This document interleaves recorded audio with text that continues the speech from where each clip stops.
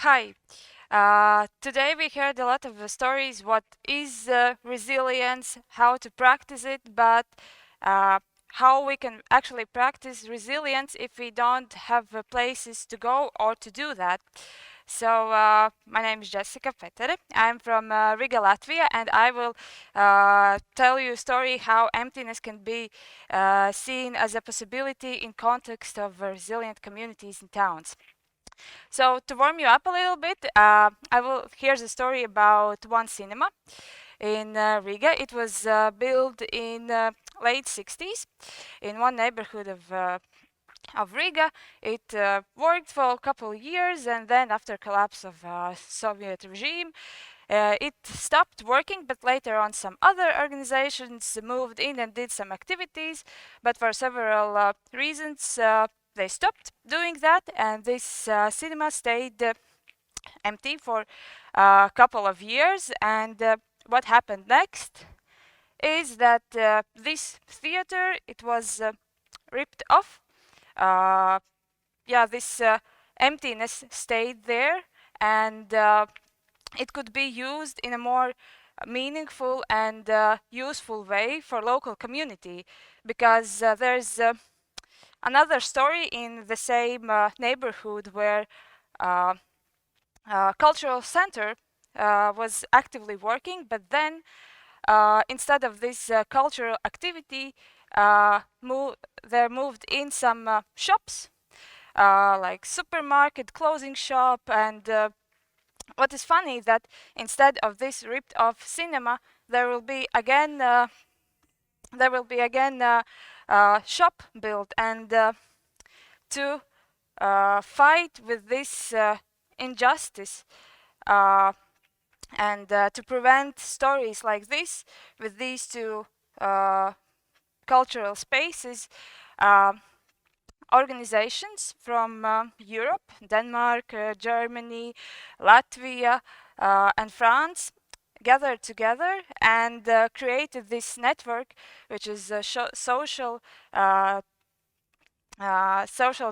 transitory urbanism network, which is working together to build these empty spaces in something meaningful and useful. For example, in an empty shop, you can bring in some charity shop or places for artists to create their art, or any other NGO to have a uh, affordable office.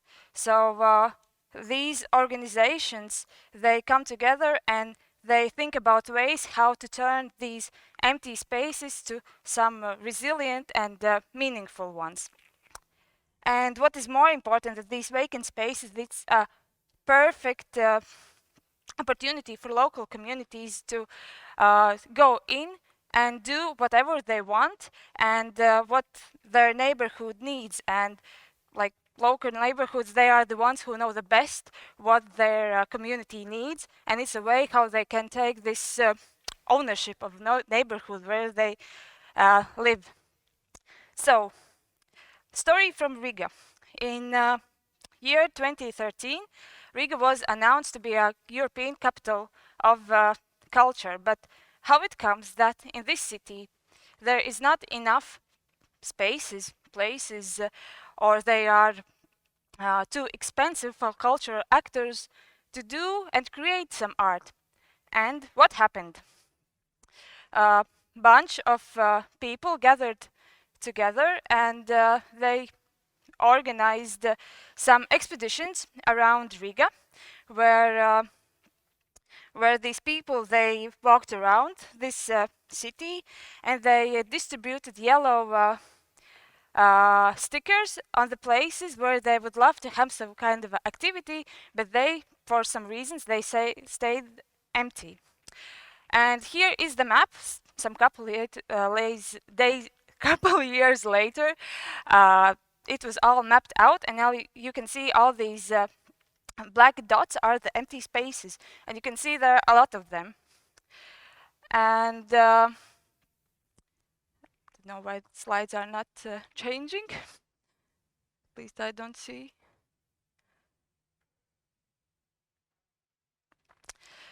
So yeah, I will just continue without maybe visual representation, but then these people who organize these activities, they gathered together and created organization called Free Riga. And what they did, they made these empty spaces, they brought them into more lively spaces for cultural initiatives and to neighborhoods. And maybe name Free Riga is a bit confusing, but because it's free but places are not free, they still have some rental fee just to cover the utilities and to support this organization to keep on going all this concept of temporary use. And why these spaces are affordable is that these residents who are renting out the space, they need to participate in co-creation of the space. So they have this participation work, and in their contract they have fixed several hours of this participation work, and it doesn't matter how what are you doing? Are you cleaning, managing social media, or any other stuff? And in a way that you are working together, you are creating this community inside, and everybody is happy and feeling welcomed, and they better know each other. And of course, the temporary use, as I mentioned before, that Free Riga is working with these temporary projects, and this temporality may be in various scales. Like it can start from couple of weeks to years, and now we have one project which we have for 25 years. Model how Free Riga works is at the first stage they find a place, then make an agreement with the owners about contracts and terms and other important things. Then they vitalize together it with people, and the next but not the last step is they continue developing those places together with people and for people. And why this is valuable for some business owners who actually own this place is that property isn't staying empty. It's filled with creative events, initiatives, therefore attracting people. And the important thing is that Free Riga holds this status of social benefit organization. Therefore, owners can have this nice discount of their property tax. And later on, these owners can continue in their own way when this contract is over, and they can develop these places in the way they want. So basically, Free Riga does this maybe dirty job with cleaning up the space, attracting people, and then owners, they can do whatever they want. Yeah, and the Free Riga started with maybe some strange guys going to some shady places, opening them up, attracting maybe weird people, but it grew up in a professional team while they are engaged with similar organizations, participated in projects and networks. Now Free Riga is seen as a example. It's constantly asked to participate in different meetings, and Riga City Council is showing that as a good example, how we can manage these spaces and how can we give them to neighborhoods. Yeah, and now I want to tell you, I don't know if you see the slides, but now I want to tell about practical examples. How these temporalities can make communities resilient. So first example would be a free shop, a place where people can go and exchange with stuff. And the nice thing is that many generations and the social groups intertwine then there, and everything is based on the principle of exchange. So money is not involved, if only it's a donation, so to help support this initiative. And during COVID-19 pandemics, this free shop, this place where activity happened, it was a crucial place for those who lost their jobs just to go and to support and to simply survive, to have these clothes or stuff for their house.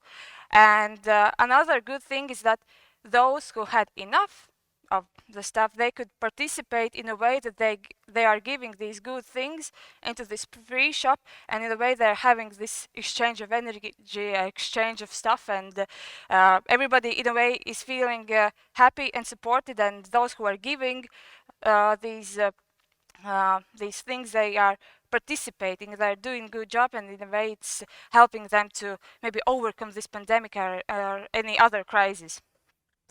The next most, I would say, tragic thing happened. It's Russia's invasion in Ukraine, and what Free Riga with other communities did together, they organized several events, and these events they helped people not only in Ukraine and the refugees here in Latvia, but also for local people to not get lost or not to get like in all this panic wave.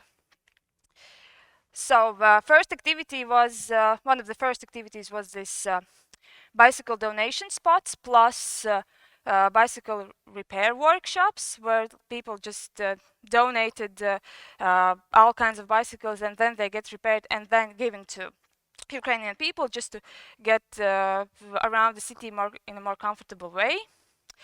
Then charity concert Punks with Ukraine. This place, which you can see now, is a hotspot for punk community in Latvia, in Riga, and they organize these charity events, and yeah, they had this place to do that. Therefore, they kind of helped to survive this tragedy.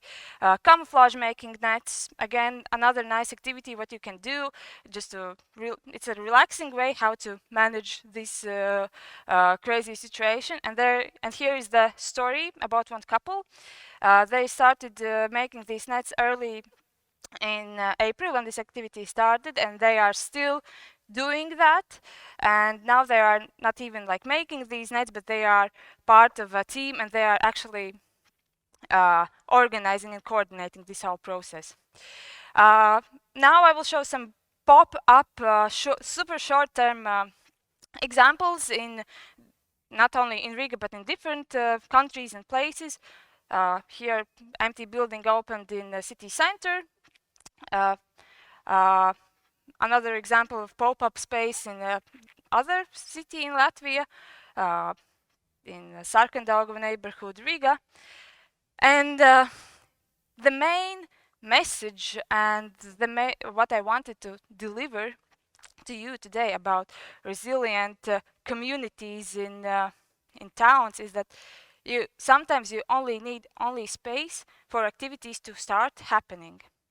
And maybe at the beginning you see that I don't have space or I don't have enough money to do that, but at least in Riga, if you look around, there are plenty of these spaces, and if you go there, you can start making this activity, and in this way you attract other people around, and it's super important for neighborhoods to, in a way, show them that they have this ownership of the neighborhood, the place they live, and how to boost it, and how together they can make these neighborhoods be better, more interesting, and actually have a place for culture to happen. Because as I showed previously, in lots of neighborhoods there is a huge lack of these publicly available spaces for people to gather around to do some art or creative stuff. So yeah, we need more spaces for society that it not only consume this culture, but also they can create and co-create in a way and shape these neighborhoods. And also by doing that and participating and going in, they help to overcome maybe some crisis and tough time. Thank you.